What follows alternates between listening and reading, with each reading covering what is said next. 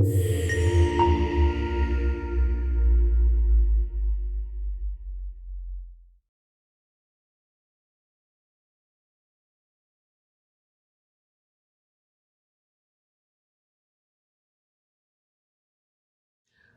all are problem solvers. That is what you're being trained to do. But when you're solving problems using technology, it is important to think about what it is that you're actually doing. And to do this, I'm going to offer you some questions that you may want to answer. Are these questions the end all and be all of everything as far as problem solving in technology? Absolutely not. But they should lead to more questions and probably more questions, and hopefully a rethinking of what it means to use technology to solve problems, but also what it means to deploy systems of technology in society and to really critically think about the kinds of problems that we're solving, but also our tools for solving these problems. So there's three critical questions, and I'm going to go through all of them right now. So the first question is, what is exactly the problem? And along with that question is, are you creating more problems with your proposed solution? Let me offer you an example. During this COVID-19 pandemic, one of the solutions that have been proposed is contact tracing. Contact tracing is old. We've done it well before technology. But in this era, with the power of technology, certain kinds of apps and programs were proposed to assist in making contact tracing easier and more efficient. And one of those were, for example, putting apps on people's phones that would track and see where you were and who you were around, to see if possibly you were spreading the virus, or if someone had possibly or could have possibly spread the virus to you. Now, this seems like a good solution. Use the power, harness the power of technology to assist us in this crisis.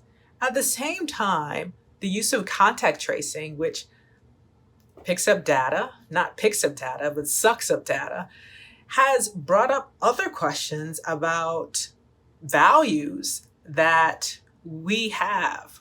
One of those values is personal privacy and personal autonomy. Privacy of the individual, privacy related to communities as well. So what does it mean to build a system or build out a system that records where you've been, your location, who you've been around? And what about who has access to that data? And who might use it for purposes outside the scope of what you thought it would be used for? So not just the virus or constraining the virus, but for other kinds of purposes that you may not want your location data and other data to be used for. So what is the real problem, and are you creating more problems when using technology to be a problem-solving tool? The second question, just as critical, is what are the expected outcomes? That is, what do you think is going to happen? What will come from using technology to help you solve the problem that you've identified? Now, the outcome that you think may be the outcome is usually not the only outcome that happens, and it is the hidden or neglected outcomes that are really important when we think about what could happen and who could possibly be harmed. So let me give you another example. Healthcare. In healthcare, many hospitals and healthcare systems have deployed algorithms to help them make diagnoses, to make decisions about critical care, to see where people land on transplant lists, or if they're good risks for transplant, and or if they should be on the top or somewhere in the middle of the transplant list. And we know that's a really important decision to make. And yet, the algorithms which are supposed to help and assist in making these decisions have been found to be really harmful in making decisions or offering guidance for decision making when it comes to people who are poorer or also people who are considered people of color, so Latinos and particularly African Americans.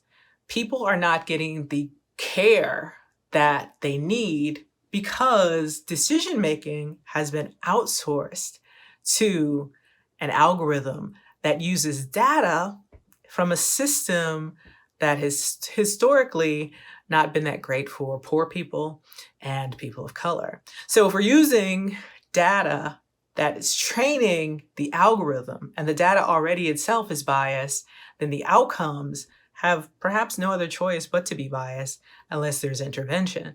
And then there's also the question of whether or not we should be wholesale offering up decision making, or at least advice or getting advice from systems that have just as much bias in them as a regular human should.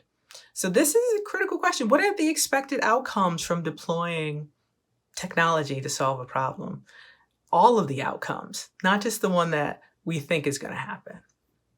And then finally, and I think this third question, is maybe one of the most critical of the critical. And it is about who is the problem-solving tool helping. That is, every solution has an audience. It's tailored toward some group or groups, which means that others may be neglected, may be left out of consideration. And what that means is that their cares, their concerns may not be offered the same kind of consideration that other groups have. Let me offer another example for you. In our criminal justice system in the United States, we know that traditionally and historically, the criminal justice system has been corrupted by human bias, that is, economic bias and certainly racial bias. And in a solution, perhaps a solution to that, again, algorithms have been deployed to assist with things like sentencing and bail and even decisions like probation and parole. The problem is, again, these algorithmic systems have been trained using data from a traditionally racist system and biased system. So in thinking we're going to take away the human bias, we have deployed systems that are corrupted by the same bias, if not worse, because people think that the machine is infallible. And how can a machine at all be biased? We know that's not true. We know that machines suffer from just as much bias as people because machines, algorithms, are made by people. And so the results of using these systems are just as bad, if not worse, than using biased human subjective decision making. So then what would happen if we had actually asked those people who are most harmed, most marginalized by these kinds of systems, what should happen? What kind of problem-solving tools should be used? Dollars to donuts, they would probably not want to deploy a system that would just be as worse as human decision making, but may offer solutions that are analog, that is, not using technology.